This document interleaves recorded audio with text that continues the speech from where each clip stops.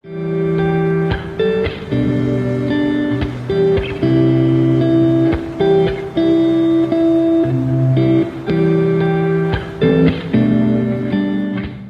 everybody, this is Perch. Got a nice friendly mail here, and we're going to read it. Readers versus customers, which this sounds like a good topic because there is a difference. So let's see what we got here. It says, "Hey Perch, how's it going? I had a question I'd love to hear your opinion on. With all the relaunches, number ones, milestone issues, etc., it seems like the big two are very focused on selling individual issues with some gimmick or the other. All these practices are aimed at getting buyers. What I don't see a lot of, or any of really, is the big two attempting to get readers. Getting people to buy an individual issue is short-term gain, sure, but getting someone to become a reader gets long-term gains. It reminds me of something I saw a lot of in the 90s. Gimmick issues that speculators would buy in hopes of a return on investment. As someone who only buys comics to read them, this always bothered me. In fairness, I've sold these comics. It always bothered me too. People would come and buy The Death of Superman. And they're like, I'm keeping this in the bag. I'm like, but then you're not going to read the story. I mean, it's one of those things where you know why people are doing it. Of course, they're doing it for speculation. They're doing it in hopes of flipping it. But the person who loves comic in me is like, but you can't read it if it's in that bag. What are you doing? What are you doing, you weirdo? So anyway, um, I'll continue. Maybe I'm old-fashioned, but I think gaining readers should be the goal of comic book companies. What do you think? This is Jam Crates, who said, you're free to call me Jam Crates. So Jam Crates, thank you. And yeah, you should do a wrestling. And you mentioned doing a wrestling stream. I'd love to do a wrestling stream. That would be fun. I haven't watched wrestling in quite some time, but back in the day, I used to New Japan, All Japan, even FMW would do some of that stuff. Anyway, and U.S. wrestling, of course, as well, Luchador. All right, but see, now I'm getting distracted. I need to get back to the comics. So.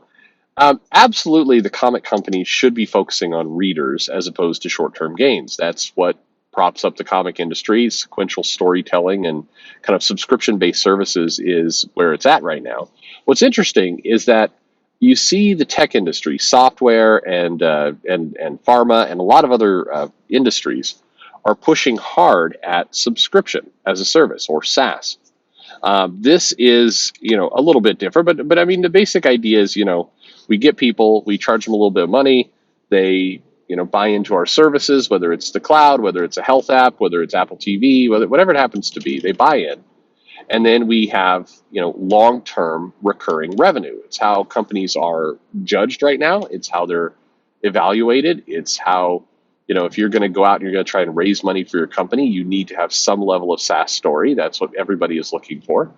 And that's fundamentally how you should do business. Now, what's curious about that is comics, particularly Marvel and DC, and given its size image, should be very much aligned with that because they have one huge advantage. The big issue you often have with subscription services or going for readers rather than short-term gains is that you run out of money before you get there. There's terms in business that it's called crossing the chasm. You never actually get to your value proposition of being able to count on SaaS revenue because you run out of money along the way, and then you're never able to make it. There's some other terms as well. Crossing the chasm has a couple different meanings in business, but it's often used for this one too. But Marvel and DC are not in that position. They are not cash starved. They've got massive corporations behind them that are willing to let them play out these bets. And here's an interesting kind of sneaky thing. I'm willing to bet right now that leadership management at Disney and at Warner Media or AT&T before, I'm willing to bet they're under the assumption that the comic business that they own is actually thinking and doing this way. I don't know, if they think about them at all, but I think that there's a good chance that you have, say, Marvel, and Disney views it as, okay, this is IP generation for us, and they've got a cushion of revenue, so we don't need to make short-term bets. We don't need to have anniversary issues spike up a particular month. We want them to build value. We want them to build value because building value builds IP. We're going to take that IP and turn it into licensing opportunities and movies, and that's the game we're playing. I would be willing to bet, and in fairness, it's a cheap bet because I know I know some people at Disney who absolutely believe that's what's going on over there. That's what they think the comic industry, that these comic businesses are doing, but it is not what the comic businesses are doing. Marvel and DC continuously take short-term bets, which often feel like a lack of confidence in their product. Whether it's a short mini series, whether it's trying to spike the number for an anniversary issue, whatever it happens to be, there's a misunderstanding about the business tactics that are being made and why they're doing it. Disney is big on anniversaries and things like that. They're big on this idea of, hey, let's celebrate kind of the moments that we've created, the value we've created. And so it's a good chance that, again, if they think about it at all, they see things like the anniversary celebrations and 900 issues, and they're like, wow, what a good, strong, long-term comic business we've built. But the truth is, those 900 issue, like Spider-Man 900, is being done to temporarily spike a number. It's not being done because it's this long legacy of comics that are, and we're in it for the long haul. It's being done because they want to sell something for $10 on that particular month so they can boost up cash. But again, they don't need to. Obviously the parent companies want them to be profitable, but they are willing to let them ride it out, which goes back to your question. It would absolutely be in the best interest of Marvel and DC to put all of their efforts into trying to gain long-term readership. By the way, if they want to play in the digital space, and they absolutely do, this is another case where Disney and Warner Media, AT&T, most likely believes that the comic book, their comic book company that they own, is putting effort into digital because they're trying to build up a subscription service or trying to edge out, periodicals online. That is the strategy that they're playing. The reality is there's almost zero thought that goes into their digital play, as we've talked about and looked about. They're in many cases they are willing to outsource kind of their thinking of all this to other people, and there's no coherent strategy there. That's currently the game that's being played. It would be very smart to try and push for readers. Absolutely, that is entirely what they should be doing. That is how they should be focused. That is the mission they should be on.